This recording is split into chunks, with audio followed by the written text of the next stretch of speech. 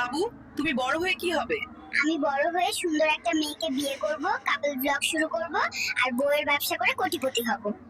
আমাকে আইফোন দাও, আমি ফ্রি ফায়ার খেলিম। সাংবাদিক ভাই, আর পারলে একটা গার্লফ্রেন্ডও দাও। বেবি, বড় হয়ে তুমি কাকে বিয়ে করবে?